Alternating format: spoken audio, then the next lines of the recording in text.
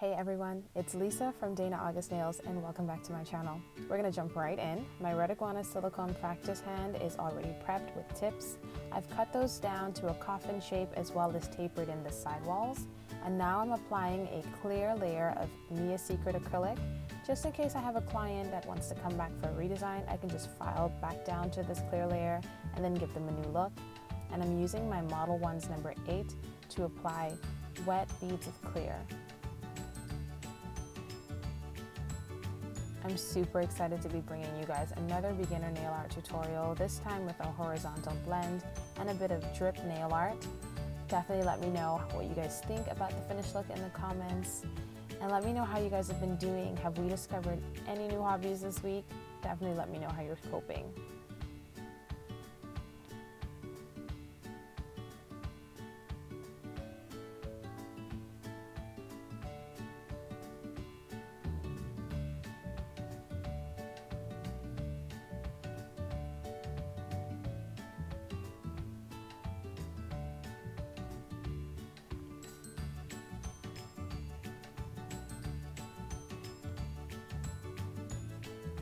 Now guys, the acrylics that I'm going to be using are going to pass by very quickly. So it's blueberry,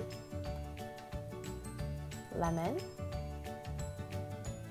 citrus, orange, ice cream, and grape. And these are all from the Mia Secret Fruity collection, and I'm using them in the order that I showed them to you.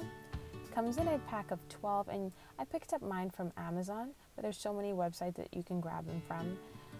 I do want to go ahead and start applying blueberry to the pinky. And guys, I want to warn you, there's a bit of marbling going on through this whole set. Avert your eyes, but then don't, because this is the reality of some colored acrylic. You can shake them, you can stir them, you can swirl them around in the pot, and you will still have marbling.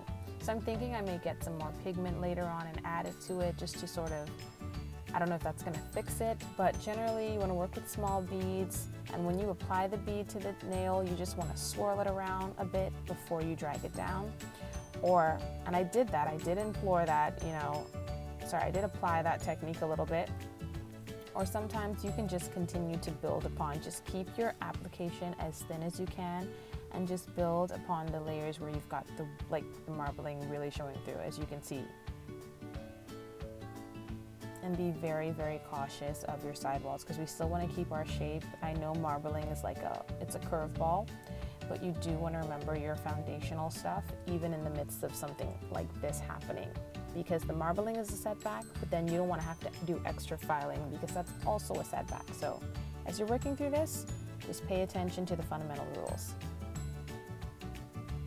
And then I'm going to be coming in with lemon, just to create our horizontal blend. And as we move through this video, you'll see that some colors are more prominent on the nails, and that's just because I've used that color on another nail, so I'm not focusing on it too much on the second nail. I want to focus on the new color. Do you see, even the lemon is marbling? Oof. It's a process for sure. It definitely was.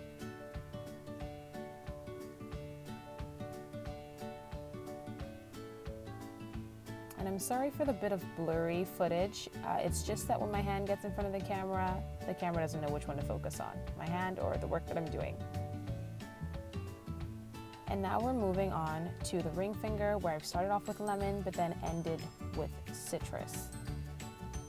And this is a beautiful fluorescently, yellowy, greeny, such a good summer color. And then on the middle finger, started with citrus, but now we're into orange. And orange is one of those colors that always on my life, I can bet on it marbling. And even though you can see it marbling here, it did not marble as bad as some of the other colors. Just wait until we get to grape, okay? That, you're gonna need to sit down for the grape application if you're not already sitting down. So now we're on the index, started off with orange and now headed with ice cream. And this is the summer pink, not gonna lie to you. I mean, marbling aside, this is the summer pink. And what I wanna mention to you is that once you've got the solid colors on either side, You can always just filter very wet little tiny beads in the center to give you like a very blended look. You can keep working this until you get the blend that you like. Just remember to keep thin applications and check your sidewalls. Don't lose your shape. Okay, I told you all about grape, right? If you're not sitting down, sit down now. I definitely want to do a horizontal blend because it is one of those beginner techniques that you learn, and this was my first time doing it with acrylic. And I've actually have a friend that's coming in. She's like requested this horizontal look, so I figure why not try it? Why not test it out before she gets to me, right? So this is what I advise, like practice, practice, practice.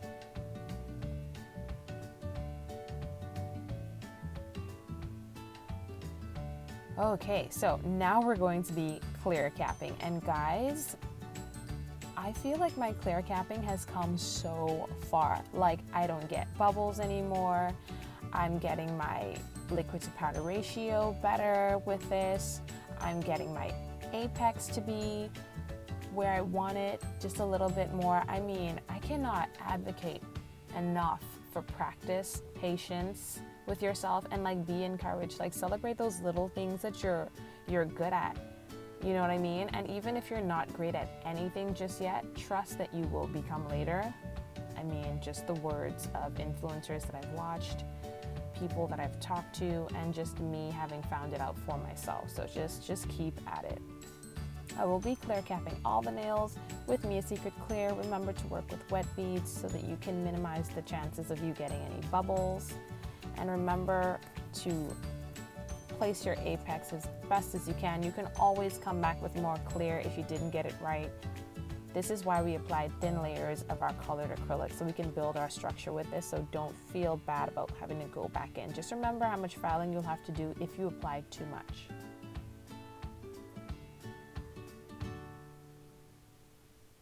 Also, something I'm super proud of, my filing technique. It's gotten, like, I have a routine now. So sidewalls, right? Filing those, tapering those in, my free edge. Yeah, and then I come in just to really smooth off those sidewalls as well, still tapering them in as I'm going. And I do this on both sides. You always want to move back and forth so you don't overfile one side more than the other. And now I'm really going under the nail, filing under the nail to get those little bumps of acrylic that slipped past and just are hanging at the bottom of the nail. And then, guys, cuticle. Look who's got a routine, y'all. Look who's got a routine. And then I just go up and down the barrel of the nail, filing in a sometimes upward direction, but also in a downward direction, just because I don't want to create like lines going in one way, like down the nails, just because I want to have like something for that gel polish to hold on to. And of course, I buffed off camera, and then we're going to jump right in with the nail art. I'm super excited. Let me know what you guys think of my clear capping and filing technique in the comments.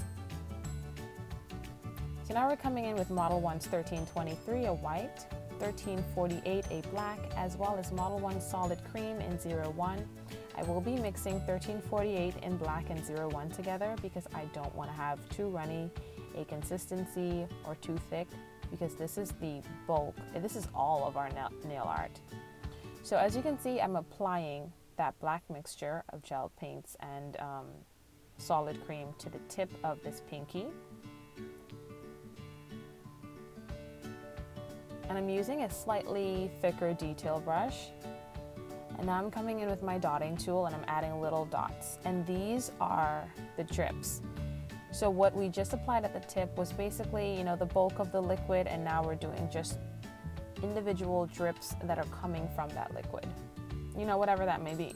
That black, weird, sus looking liquid. And then you would want to use your detail brush, and you're going to see me do this after a bit, because I do come back and forth with the detail brush, with the dotting tools, just to make those dots even bigger or just refine them a little bit. Maybe one side is a little bit wonky. I don't have like a perfectly round shape, so that's what I'm doing. But then I'll come in with the detail brush and I'll just slightly curve those lines where they meet to just create a more uniform look for the drips. I'll make those dots not look like dots so much, but connect with the stems a little bit more so you can really get the drip effect. And I do take it to the sidewalls. And I know that's weird because you can lose your shape. It's all about application. To be honest, if you apply something very thin, you won't lose your shape. You'll judge for yourself at the end of the video. And I also did the same technique on the middle finger. I've already got my base of the liquid drawn at the tip, my dotting tools already in there with the base of the dots, and now I'm just, really refining those circles, making them bigger. And here I'm actually doing an individual drip that's just already released itself from this sus looking black liquid. And I'm using my detail brush to really create that shape. This is that one drip that escaped. And this is a thinner detail brush that I'm using for the point, and then obviously a thicker one that I use to apply the gel. So I'm moving back and forth with these tools. And that can be a little bit chaotic when you have a client and you've got such an intricate bit of detail that you want to put, or artwork that you want to put on their nails. But I feel like organization is great for you. If you've got an advanced picture or notice of what your client wants, get all your tools together, organize them really good, brushes on one side, top coats on another side, gel polishes together.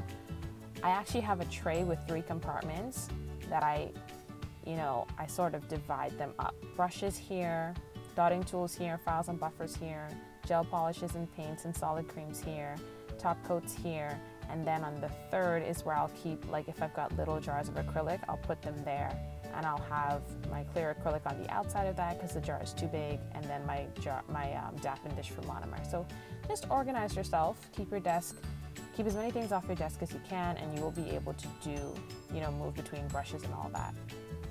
So as you can see on the thumb, even though grape was giving us crazy problems, it still looked great, and we apply drips here as well.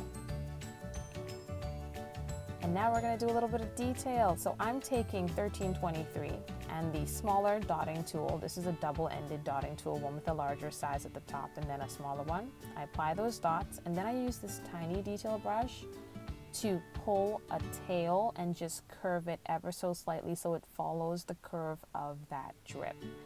And I know my camera is doing that blurry thing. I do apologize. You should be able to see it just a little bit better when I'm doing it on the thumb.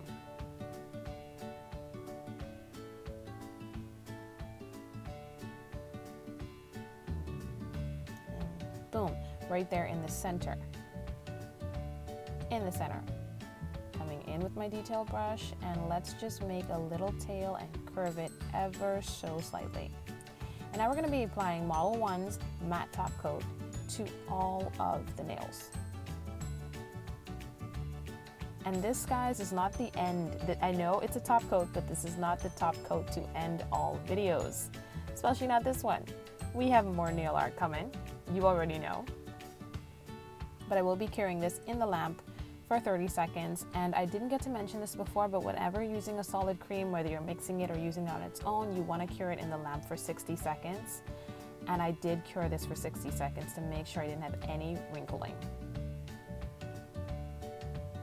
And like I said, more nail art. So I'm taking the same mix of 1348 and 01, and I'm applying drips from the cuticle down, and I will be doing this on the ring finger as well as the index finger.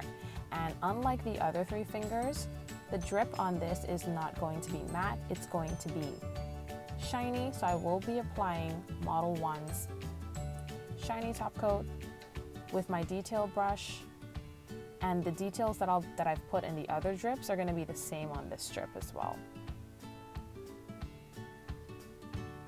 And it's worth mentioning, guys, that when I had done the other 3 fingers, it was just on the rough surface of the nail. There was no top coat applied. I didn't even use base coat to level this all off.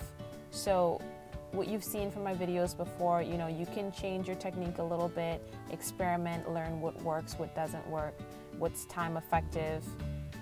Just change it up. Use your discretion. And we've cured that in a lamp for 60 seconds, and now we're applying our top coat. So this, guys, is the top coat time to end all videos, especially this one. So I'd like to remind you guys, to please like, share, comment, and I'd love it if you'd subscribe. Follow me on social media because I will be leaving those handles at the bottom in the description, right? I have a Facebook, I have an Instagram, I do. I'm getting old. I'll start referring to it as the Instagram and the Facebook, but I have one of those, so check me out, okay?